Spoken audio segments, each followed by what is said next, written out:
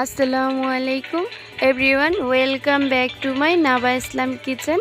কেমন আছেন সবাই? আশা করি ভালো আছেন সবাই। আজকে আমি আপনাদেরকে তৈরি করে দেখাবো খুবই সহজ পদ্ধতিতে ঘরোয়া উপকরণ দিয়ে দুটি শরবত বা ডেজার্টও বলতে পারেন। তো এই ডেজার্টটি করতে খুব একটা ঝামেলা না, কিছু না, খুব সহজভাবে আপনারা চুলার কাছে যাওয়া ছাড়াই এই শরবতগুলো তৈরি করে নিতে পারেন। ইফতারে কলিজা ঠান্ডা করা এই শরবতগুলো।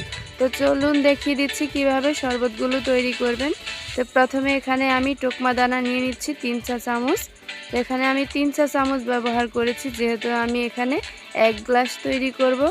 আপনারা চাইলে এখানে আরও বেশিও অ্যাড করতে পারেন, তবে সেটা আপনাদের পরিমাণ অনুযায়ী। তো এখানে আমি 3 চা চামচ টোকমা দানার জন্য আমি হাফ গ্লাস পানি ইউজ করেছি। তো আমি একটু চামচের সাহায্যে এটা একটু নাড়িয়ে দিচ্ছি, দেখতেই পাচ্ছেন। তো এখন আমি এটা ভিজিয়ে রাখবো প্রায় 15 থেকে 20 মিনিটের জন্য। তো মাঝখানে আমার বাকি কাজগুলো সেরে নিচ্ছি। তো আমি এখানে একটা কলা নিয়েছি, আমার যে যে উপকরণগুলো লাগবে সেগুলো আমি কেটে নিচ্ছি। তো এখানে আমি চাপা কলা নিয়েছি, আপনারা চাইলে এখানে সাগর কলাটাও ইউজ করতে পারেন। তো আমি একটা নাইফের সাহায্যে এগুলো আমি একটু পিসেস করে নিচ্ছি, তবে এটা আপনারা চাইলে আপনাদের ইচ্ছে মতো কেটে নিতে পারবেন। তো আমার কলাটা কাটা হয়ে গিয়েছে, এখন আমি কিছু আঙুর কেটে নিচ্ছি। তো এখানে আমি 1 গ্লাসের জন্য 8-10টা সবুজ আঙুর নিয়েছি, তবে আপনারা চাইলে এখানে কালারফুলও ইউজ করতে পারেন। তো আমি এগুলো কাটা হয়ে গেছে। তো আমি এখানে আরও অর্ধেক আপেল কেটে নিয়েছি আর কিছু খেজুর কেটে নিয়েছি। খেজুরও আমি 2 থেকে 3টার মতো কুচি করে নিয়েছি, দেখতেই পাচ্ছেন। তো এখন এগুলো একটা সাইডে রেখে দিচ্ছি। আবার আমি এখানে অর্ধেক লেবু নিয়েছি। তো লেবুটাও আমি নাইফের সাহায্যে একটু কেটে পিস করে নিচ্ছি। তো এটা আমি 4 টুকরো করে নেব। তো আমি 4 পিস করে নিয়েছি, আর এখানে এটা মাঝখানে যে শ্বাসটা থাকে সেটা আমি কেটে ফেলে দিচ্ছি। তো এখন আমি এগুলো সবগুলো উপকরণ একটা সাইডে রেখে একটা মিক্সিং বোল নিয়ে নিচ্ছি। তো মিক্সিং বোলটা নিয়ে এখন আমি যে ফলগুলো কেটে রেখেছিলাম সেই ফলগুলো এক এক করে দিয়ে দিচ্ছি। আপনারা চাইলে আপনাদের পছন্দ মতো এখানে ফ্রুটস আরও অ্যাড করতে পারেন, তবে আমার হাতের কাছে থাকা যে কয়টা ফল ছিল সেগুলোই আমি ব্যবহার করছি। তো এইভাবে যদি আপনারা এই টোকমা দানার শরবতটি তৈরি করেন, একদম ইফতারে আপনার আর কোনো ঝামেলা থাকবে না। একদম রিফ্রেশিং এই শরবতটি আপনি নিশ্চিন্তে খেতে পারেন, ভীষণ হেলদি একটি শরবত। তো দেখতেই পাচ্ছেন আমার টোকমা দানাটি একদম ফুলে ডবল হয়ে গিয়েছে।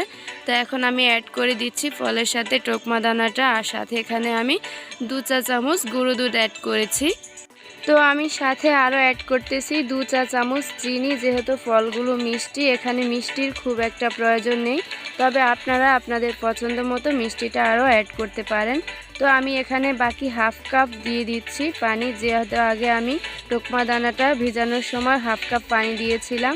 বাকি হাফ কাপ পানি এখন এখানে আমি অ্যাড করে এটা ভালোভাবে চামচের সাহায্যে মিক্স করে নিচ্ছি। প্রায় আমি 2 থেকে 3 মিনিটের মতো এটা ভালোভাবে মিক্স করে নিয়েছি। তো ফাইনালি আমি একটু এই ডেজার্টটা একটু পরিবেশন করে দেখিয়ে দিচ্ছি কেমন হয়েছে। খেতে কিন্তু দুর্দান্ত হয়েছিল। তো ফাইনালি আমার এটা হয়ে গিয়েছে, আমি একটা সাইডে রেখে দিচ্ছি। এখন আমি ট্যাং দিয়ে লেমন শরবতটা তৈরি করব। তো এখানে আমি একটা গ্লাস নিয়েছি, এখানে আমি 3 চা চামচ পরিমাণ এখানে আমি ট্যাং অ্যাড করেছি। দিয়ে দিচ্ছি আমি 3 চা চামচ পরিমাণ চিনি, এখানে আমি ভরে ভরে নিয়েছি 3 চা চামচ চিনি। তো এখন অ্যাড করতেছি হচ্ছে আমি যেটা মোস্ট ইম্পর্ট্যান্ট, সেখানে আমি যে লেবুটা কেটে রেখেছিলাম সেই লেবুটা আমি দিয়ে দিচ্ছি। প্রায় 4 চা চামচ হবে এখানে রস হয়েছিল, এই 4 চা চামচ রস আমি দিয়ে দিয়েছি সম্পূর্ণটাই। তো দিয়ে এখন আমি পানি অ্যাড করতেছি। তো এখানে আমি পুরো গ্লাসটা পুড়িয়ে নিলাম পানি দিয়ে। তো এখন একটা চামচের সাহায্যে আমি এগুলো একটু নাড়িয়ে নিচ্ছি। খুবই সহজ একটা কাজ, দেখতেই পেলেন, কোনো ঝামেলা নেই, কিছু না। একদম আমি কয়েকটা আইস কিউব দিয়ে এটা পরিবেশন করতেছি। আপনারা চাইলে এটা ঠান্ডা পানি দিয়েও এটা শরবতটা করতে পারেন। তো এখন একটু পরিবেশন করে দেখিয়ে দিচ্ছি, দেখতেই পাচ্ছেন কতটা লোভনীয় হয়েছে, যেমন রিফ্রেশিং তেমনই হেলদি। আল্লাহ হাফেজ।